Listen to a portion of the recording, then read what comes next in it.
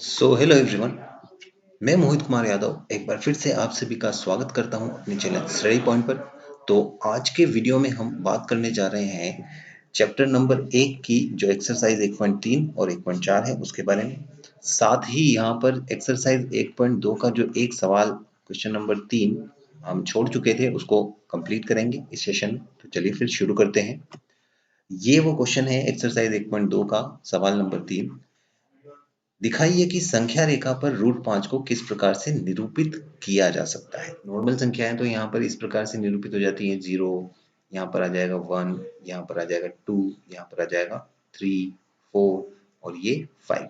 लेकिन √5 कैसे निरूपित करें वो हम यहाँ पर सीखेंगे। इसके लिए हमको पाइथागोरस प्रमेय का यूज करना होगा। तो अगर मैं इस पॉइंट को मानता हूँ O, जो कि O ही रहने देते, ये पॉइंट O मान लेते हैं हम।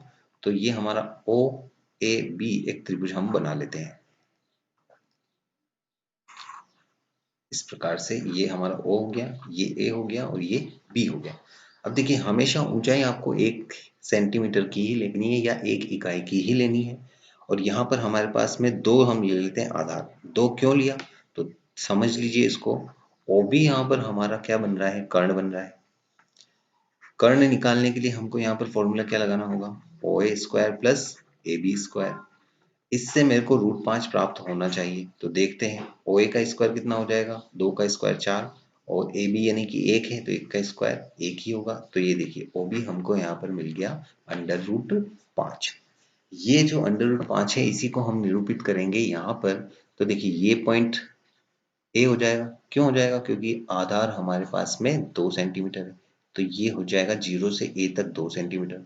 अब A के ऊपर हम 1 सेंटीमीटर का एक सीधी रेखा खींच लेते हैं तो यहाँ पर पॉइंट B प्राप्त हो जाएगा और इस O को हम मिला देते हैं B से। तो ये हमारे पास में OB कितना प्राप्त हो रहा है, √5, जो कि हमने इस प्रकार से यहाँ पर निकाला है। अब देखिए ये √5 को निरूपित करना हमको इस संख्या रेखा पर। तो हम प्रकार को O से B के बराबर खोल लेंगे। ठीक है, इसको आप प्रकार से करेंगे, प्रकार यूज करना है आपको। प्रकार को O से B तक की लंबाई के बराबर खोल देना है और उसके बाद यहाँ पर रख के सीधा सा चाप काट देना है। तो ये जो पॉइंट आएगा यहाँ पर आपका, ये जो पॉइंट होगा वो √5 को निरूपित करेगा इस संख्या रेखा के ऊपर। तो इस टाइप से इस क्वेश्चन को आपको सॉल्व करना है। चलिए आगे चलते हैं। तो ये हमारा एक्सरसाइज 1.3 का क्वेश्चन नंबर 3 का तीसरा क्वेश्चन है। अब इसको सॉल्व करते हैं। तो बेसिकली इसको क्या हम मान लेते हैं, x के बराबर में मान लेते हैं। माना x बराबर 0.001001। इसी प्रकार से चलेगा क्योंकि ये तीनों ही रिपीट हो रही है संख्या। और आगे इसी प्रकार से ये हो जाएगी समीकरण नंबर 1। देखिए यहाँ पर 3 संख्याएं रिपीट हो रही है तो हमको गुणा किसका करना होगा, 1000 का। 1000 का गुणा समीकरण 1 में करने पर, तो ये हम 1000 का गुणा यहाँ करते हैं तो लेफ्ट हैंड साइड पर तो 1000x प्राप्त होता है और राइट हैंड साइड पर ये जो 3 संख्या है वो आगे आ जाएंगी। तो 00 में ना लिखूं तो भी आगे क्या आएगा, 1.001001 डैश डैश डैश। इस प्रकार से ये हमको समीकरण नंबर 2 मिल जाएगी। देखिए 001 हमारे पास यहाँ बहुत सारे हैं तो यहाँ पर में ये आगे जाएगा तो इसके बाद एक और आ जाएगा ना। तो इस हिसाब से ये हमारे पास में 2 फेज हमने ले लिए। अब क्या करना होता है, समीकरण 2 में से समीकरण 1 को माइनस करते हैं। समीकरण 2 में से समीकरण 1 को घटाने पर, अब जैसे ही हम समीकरण 2 में से 1 घटाते हैं तो 1000x माइनस x ये हमारे पास में लेफ्ट हैंड साइड में आएगा और राइट हैंड साइड में 1.001001 dash dash dash minus 0.001001 dash dash dash, ये हमारे पास में मिल जाएगा। इसको हम ब्रैकेट में कर दें ताकि आपको क्लियर पता पड़े कि ये जो है वो माइनस है। अब देखिए 1000x में से एक x माइनस होगा तो 999 x प्राप्त होगा, और यहाँ पर ये पूरा ही पीछे वाला माइनस हो जाएगा, तो बचेगा क्या, केवल और केवल 1 बचेगा। तो हमारा आंसर क्या प्राप्त हो जाएगा, 1/999, और ये कटेगा नहीं, तो यही हमारा हो जाएगा इस पर्टिकुलर सवाल के लिए आंसर। तो ये p बटा q के रूप में आपको इस प्रकार से निरूपित करना है, और ये सवाल बड़े ही अच्छे तरीके से आपको सीख लेना है, क्योंकि इसका एक सवाल डेफिनेटली आपके हाफ ईयरली और ईयरली एग्जाम में आपको देखने को मिलेगा। चलिए अब चलते हैं क्वेश्चन नंबर 4 की तरफ। वैसे ये क्वेश्चन एग्जाम के पॉइंट ऑफ व्यू से इसलिए इंपॉर्टेंट नहीं है क्योंकि ये जो पीछे चीजें पूछी जाती है ये कोई इंपॉर्टेंट नहीं है। मैं इस सवाल को इसलिए हल करा रहा हूँ क्योंकि ये आपको दे सकता है कि 0.9999 को p बटा q के रूप में व्यक्त कीजिए, यहाँ तक, बस यहीं तक ये सवाल अगर आया तो एग्जाम में आएगा। इसके आगे का ये कि क्या आप अपने उत्तर से आश्चर्यचकित हैं, अपने अध्यापक कक्षा सहयोगी के साथ में उत्तर की सार्थकता की जांच कीजिए, ये कुछ इम्पोर्टेंट नहीं है। तो चलिए बेसिकली जो हमारा तरीका है बेसिक उस तरीके से इसको सॉल्व कर लेते हैं। मान लेते हैं x बराबर है 0.9999, इसको हम समीकरण नंबर 1 दे देते हैं। अब चूंकि केवल एक ही अंक रिपीट हो रहा है, एक ही संख्या रिपीट हो रही है, केवल 9 रिपीट हो रहा है, तो गुणा हमको किसका करना होगा, 10 का गुणा समीकरण 1 में करने पर, जब 10 का गुणा इधर होगा तो ये हो जाएगा 10x, और 10 का गुणा जब ये यहाँ इस तरफ होगा तो एक जो 9 है वो आ जाएगा आगे, और बाकी 9 इस प्रकार से रहेंगे, तो ये हो जाएगा 9.9999। तो ये हमको समीकरण नंबर 2 मिल जाएगी। अब क्या करना होगा, समीकरण 2 में से एक को माइनस करना है, तो घटा लेते हैं। समीकरण 2 में से समीकरण 1 को घटाने पर, अब देखिए समीकरण 2 में से 1 घटाते हैं तो यहाँ हो जाएगा 10x माइनस x, और इस तरफ हो जाएगा 9.9999 माइनस 0.9999। तो यहाँ पर तो हमको क्या मिलेगा, देखिए 10x में से 1x गया तो कितना हो जाएगा, 9x, और यहाँ पर 9.9999 में से 0.999 माइनस हो जाएगा तो कितना आ जाएगा यहाँ पर 9। अब इसको हम 9 को बटा में भेज दें तो ये हमको क्या मिलेगा, 9/9, यानी कि ये हमको प्राप्त हो जाएगा कितना, 1। तो ये हमको जो है आंसर इसका प्राप्त होता है। क्यों ऐसा आया है, क्योंकि देखिए ये 0.9999 लगभग 1 के बराबर होता है, इसीलिए इसका आंसर यहाँ पर 1 आया है। ठीक है, तो ये हमको आंसर मिल जाता है। चलिए अगले क्वेश्चन की तरफ चलते हैं। तो यहीं पर इसमें देखिए क्वेश्चन नंबर 4 तक ही मैं यहाँ करा रहा हूँ, इसके आगे के जो क्वेश्चन है वो मैं नहीं करा रहा हूँ क्योंकि एग्जाम के पॉइंट ऑफ व्यू से इम्पोर्टेंट नहीं है। अब हम शुरू करते हैं प्रश्नावली 1.4। ये भी इम्पोर्टेंट है क्योंकि इस टाइप के जो सवाल हैं आपको हाफ ईयरली एग्जाम में देखने को मिल सकते हैं। देखिए सवाल क्या दे रखा है हमको कि उत्तरोत्तर आवर्धन करके संख्या रेखा पर 3.765 को देखिए। अब वैसे ये देखिए करके आता है लेकिन हमको निरूपित करना है इसको। तो देखिए 3.765 को निरूपित करना है तो संख्या रेखा में ये 3 और 4 के बीच में होगा। तो यहाँ पर अगर मैं पॉइंट मानूं 3.0, तो यहाँ पर कौन सा पॉइंट होगा, 4.0। ये इसके बीच में 9 खंड होंगे, यानी कि ये हो जाएगा 1 2 3 4 5 6 7 8 और 9, उसके बाद 10वां हो जाएगा 4.0। तो ये कितना होगा 3.1, ये हो जाएगा 3.2, 3.3, 3.4, 3.5, 3.6, इसी प्रकार से ये 3.7, 3.8, 3.9। अब देखिए 3.765, तो 3.7 और 3.8 के बीच में कहीं ये होना चाहिए, यहाँ पर कहीं होना चाहिए इस गैप में। तो अब इसको हम ले लेते हैं यहाँ पर, ठीक है। आवर्धन करें तो ये कितना हो जाएगा 3.70 और लास्ट में कितना होगा 3.80। देखिए ये 3.70 से चलते हैं अब हम, तो ये हो जाएगा 3.71, 3.72, 3.73,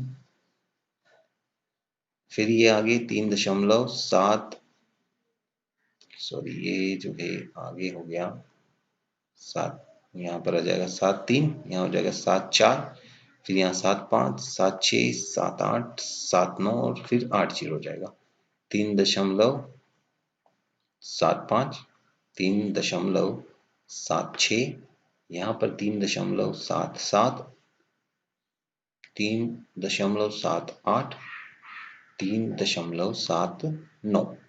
तो इस प्रकार से ये हमको इसके बीच की संख्या आ गई। अब आगे देखें तो देखिए 7, 6, 5 पर जाना है हमको, तो 3.76 और 7.7 इसके बीच में 7, 6, 5 होगा। इन दोनों को जूम करते हैं अब हम। देखिए ये जो जूम हुआ है वो हुआ है यहाँ पर आवर्धन, मतलब जूम मतलब आवर्धन। इसको जब आवर्धित करेंगे तो ये हमको मिलेगा इधर नीचे। तो देखो इसको यहाँ पर हम बना लेते हैं, ये हो जाएगा 3.760 और यहाँ पर आ जाएगा हमारा 3.770। अब इसके बीच में हमको यहाँ पर मिलेगा पहला पॉइंट क्या 3.761, फिर 2, फिर 3, फिर 4, 5, 6, 7, 8 और यहाँ पर हो जाएगा 9। तो निरूपित करते हैं, देखिए 3.762, 3.763, फिर यहाँ हो जाएगा 3.764, 3.765। तो ये हमको हमारा आंसर मिल जाएगा। ये देखिए ये जो हुआ है निरूपित, ये हमारा हो गया है 3.765। फिर आगे का ऐसे ही एज इट इज लिख लेते हैं, आंसर तो हमारा आ चुका है 766, 3.767, 3.768 और 3.769। तो इस तरीके से आपको इस सवाल को हल करना है। ये इसका पूरा तरीका रहेगा। हमको एक एक करके आवर्धित करना है और एक एक पॉइंट बढ़ाते जाना है, ठीक है। 3 पॉइंट दशमलव के बाद कितनी संख्या तक गए हम, यहाँ 3 संख्या तक, यहाँ पर 2 संख्या तक, यहाँ पर 1 संख्या तक। तो इसी प्रकार से आपको इसको सॉल्व करना है। चलिए अगला क्वेश्चन देखते हैं।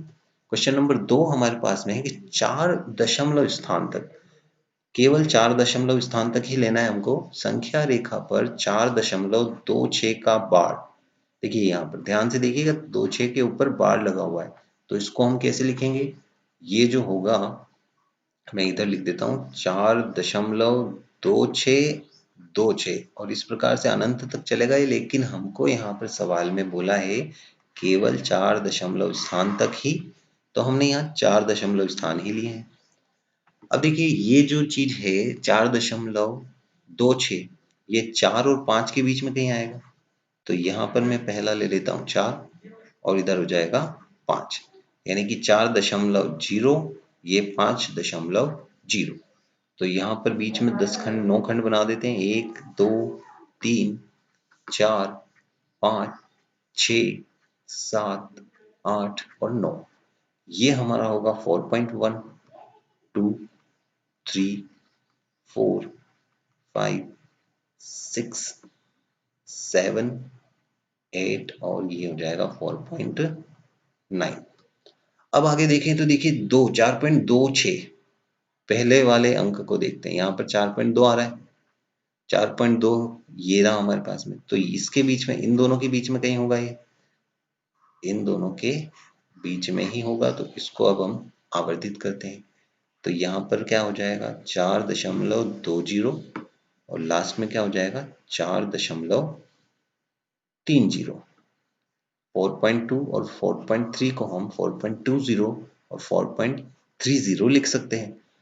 फिर इसको आवर्धित करेंगे तो 1, 2, 3, 4, 5, 6, 7, 8, 9, ये हो जाएगा 4.21, 4.22, 4.23, 4.24, 4.25, 4.26, 4.27, 4.28 और ये 4.29। तो अब देखें दूसरा भी 262 यहाँ पर जाना है हमको, वो कहाँ आएगा? इन दोनों के बीच में आएगा। इसको आवर्धित करके देखें तो फिर यहाँ पर नया हमको संख्या रेखा बनानी पड़ेगी और इस पे पहला बिंदु क्या जाएगा? 4.260। ये कहाँ तक जाएगा? 4.270 तक। ये हो गया। तो बीच में 9 खंड क्या होंगे? 1, 2, 3, 4, 5, 6, 7, 8 और 9। तो देखिए 9 खंड क्या होंगे? देखिए 4.260 के बाद क्या आता है? 4.261 होता है। फिर यहाँ पर 4.262 हो जाएगा। फिर आगे 4.263, 4.264, 4.265, 4.266, 4.267, 4.268 और यहाँ पर लास्ट में आ जाएगा 4.269। देखिए 262 कहाँ पर है? 262 ये रह गया। 262 तो ये जो है 262 के बाद वाला इन दोनों के बीच में कहीं ना कहीं हमको प्राप्त होगा इस गैप में। तो इसको जूम करें हम तो यहाँ पर निरूपित करेंगे। तो पहला ये जो पॉइंट हो जाएगा ये हो जाएगा 4.2620। देखिए 2620 से 4.2630 के बीच में होगा। 262 के पीछे मैं 0 लगा सकता हूँ या 263 के पीछे भी 0 लगा के हमने यहाँ लिख दिया। तो देखिए पॉइंट क्या बनेंगे? 1, 2, 3, 4, 5, 6, 7, 8 और 9। देखिए ये क्या होगा? 4.2621, 4.2622, 4.2623, 4.2624, यहाँ हो जाएगा 4.2625 और ये हमको पॉइंट मिल गया 4.2626। फिर आगे 4.2627 पॉइंट है यहाँ पर, ये हो जाएगा 4.2628 और ये हो जाएगा 4.2629। तो ये जो पॉइंट है ये हमारा हो जाएगा इस पर्टिकुलर सवाल के लिए आंसर, यानी कि 4.26 का बार 4 दशमलव स्थान तक संख्या रेखा पर निरूपित हमने यहाँ पर कर दिया है। तो ये जो है आंसर हमको मिल जाएगा। तो इस प्रकार से आपको संख्या रेखा पर निरूपित करना होगा। इसको थोड़ा सा आप प्रैक्टिस कीजिएगा तो आपको ये समझ में आ जाएगा। चलिए आगे चलते हैं। तो बस आज का जो सेशन है हम यहीं खत्म करते हैं। सेशन को आप लाइक कर दें। अगर आपने चैनल अभी तक सब्सक्राइब नहीं किया है तो आप सब्सक्राइब कर दें ताकि लेटेस्ट वीडियोस के नोटिफिकेशन आपको मिलते रहें।